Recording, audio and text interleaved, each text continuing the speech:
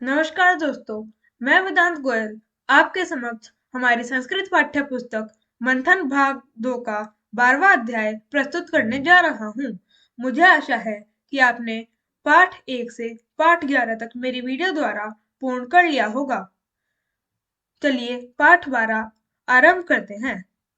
उससे पहले मैं आपको पाठ 11 का कुछ संक्षेप में बताना चाहूंगा, क्योंकि पाठ 11 और पाठ 12 एक ही कहानी के दो अंश हैं। पाठ 11 में हमने ये पढ़ा कि एक ब्राह्मण था। उस वह उज्जैन में रहता था। उसके परिवार में वह, उसकी पत्नी और उसके पुत्र रहते थे। एक दिन उसकी पत्नी ने क्रोध में कहा कि उसके पुत्र बहुत भूखे हैं।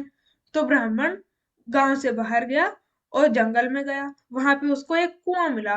वहां पे चार लोग या चार जीव गिरे हुए थे कुएं में। वह थे बाघ, सांप, बंदर और मनुष्य। जो मनुष्य था वो सुनार था। तो एक एक करके ब्राह्मण ने सबकी सहायता करी। पहले बाघ की, फिर बंदर की, फिर सांप की और फिर मनुष्य की। सबकी सहायता करी और उसके बाद उसने सोचा कि उसने उचित करा कि नहीं। फिर वह कुछ फल इकट्ठा करके अपने घर चला गया। तो ये आज हम उसके अगली भाग पढ़ते हैं, ब्राह्मणस्य भाग्य। इसमें उसके आगे की स्टोरी दी हुई है। अन्य दिवसे ब्राह्मणः पुनः भोजनम् आनेतुम् आगच्छत्, परन्तु दुर्भाग्येन किंचिद अपि न अलभट। अन्य दिवसे दूसरे दिन ब्राह्मण पुनः फिर से भोजन आनेतुम लाने के लिए अगच्छत गया, परंतु दुर्भाग्य से किंचिद अपि कुछ भी न अलभत नहीं मिला। तो दूसरे दिन भी ब्राह्मण भोजन लाने के लिए गया, पर उसको दुर्भाग्य से कुछ भी नहीं मिला। तदैव सह वानरस्य कथनम अस्मरत। तब उसको वानर का कथन या वानर की बात याद आई। तस्य समीपे चागच्छत, और उसके समीप या उसके पास चला गया। वानरः तम विलोक्य प्रसन्नः अभवत्, मधुरानि फलानि च अयच्छत्। वानर ने उसको देखकर बहुत खुश हुआ और उसको मधुर फल, मीठे फल दिए। ब्राह्मणः अचिंत्यत। ब्राह्मण ने सोचा, व्याघ्रस्य परीक्षा अपि करणीयः। व्याघ्र बाघ की भी परीक्षा करनी है, क्योंकि बाघ ने भी कहा था कि वो उऋण होना चाहता है। तो उसकी भी परीक्षा करनी है कि उसने सच कहा था या नहीं। अतः सह पर्वतस्य गुहायां प्राविशत। बाघ ने बताया था कि वह पर्वत की गुफा में रहता है। तो इसलिए ब्राह्मण भी बाघ की गुफा में प्रवेश करा। व्याघ्रः तं दृष्ट्वा हर्षितः अभवत्। बाघ भी उसको देखकर खुश हो गया, हर्षित हो गया। तं च केचित् स्वर्ण आभूषणानि अयच्छत्। बाघ ने ब्राह्मण को कुछ स्वर्ण के आभूषण, सोने के आभूषण दिए। ब्राह्मणः आभूषणानि विक्रेतुं स्वर्णकारस्य समीपे अगच्छत्। ब्राह्मण आभूषण को बेचने के लिए सुनार के पास गया। जो उसको पिछले दिन मनुष्य मिला था वो सुनार था। तो उसके पास गया वो बेचने के लिए। सः स्वर्णकारः तानि दृष्ट्वा चकितः अभूत् अचिन्त्यत् च। वह सुनार उसको देखकर चकित हो गया। किसको देखकर? आभूषणों को देखकर। और उसने सोचा, एतानि तु राजपुत्रस्य सन्ति। यह आभूषण तो राजपुत्र के हैं, राजकुमार के हैं। सः ब्राह्मणं स्थातुं कथित्वा राजसभां प्राप्य आभूषणानि अदर्शयत्। उसने ब्राह्मण को स्थातुं कथित्वा बैठने के लिए कहकर राजसभां प्राप्य, राजसभा में आभूषणानि अदर्शयत्, आभूषण दिखाए।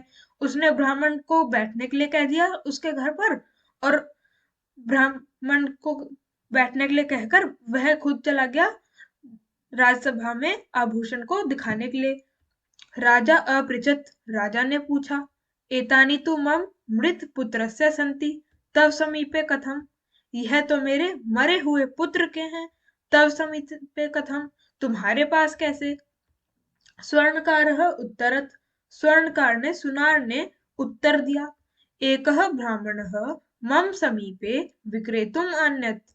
एक ब्राह्मण मम समीपे मेरे पास विक्रेतुम अन्यत बेचने के लिए आया। अन्यत का अर्थ है आया और विक्रेतुम का अर्थ है बेचने के लिए आया। मया मन्यते मेरा मानना है यत् सः एव राजपुत्रस्य घातकः अस्ति। मेरा मानना है यत् कि सः वह एव ही राजपुत्रस्य राजपुत्र का या राजकुमार का घातकः अस्ति राजकुमार को मारने वाला है। मतलब जो राजकुमार है उनको ब्राह्मण ने ही मारा था। तो ये किसका मानना है? ये सुनार का मानना है। राजा ब्राह्मणम कारागारे अशिपत।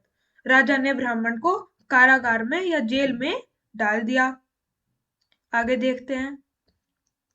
सह ब्राह्मणः दुखी ही भूत्वा सर्पम अस्मरत। ब्राह्मण दुखी होकर सांप को स्मरण करने लगा, याद करने लगा। क्षणांतरे सर्पः तत्र आगतः। क्षणांतरे एक क्षण के अंदर ही सर्पः सांप तत्र आगतः वहां आ गया। तत्र आगतः दो वर्ड से बना है, तत्र और आगतः। तत्र का अर्थ है वहां और आगतः का अर्थ है आया। तो तत्र आगतः वहां पे आ गया। ब्राह्मणस्य वार्तां श्रुत्वा उपायम् अवदत्। ब्राह्मण की बात सुनकर उसने उपाय बताया। अहम प्रसादे राज्ञीं दशामि। मैं महल में रानी को डस लूंगा। वैद्याः तस्याः उपचारे सफलाः न भविष्यन्ति। वैद्य उनके उपचार में सफल नहीं होंगे। वह असफल हो जाएंगे उपचार करने में या उनको ठीक करने में। केवलम तव स्पर्शनैव। केवल तुम्हारे स्पर्श से, तुम्हारे छूने से स विषमुक्ता स्यात्। वह विष से मुक्त होंगी। कौन होंगी विष से मुक्त? रानी। सर्पः प्रसादे प्रविश्य राज्ञीं डसति। सांप ने महल में प्रवेश करके रानी को डस लिया। वैद्याः तस्याः उपचारे असमर्थः अभवन्। जैसा सांप ने बताया था, वैद्य उसके उपचार में असमर्थ होंगे या उसका उपचार नहीं कर पाएंगे। ब्राह्मणः अधिकारिणं निवेदत।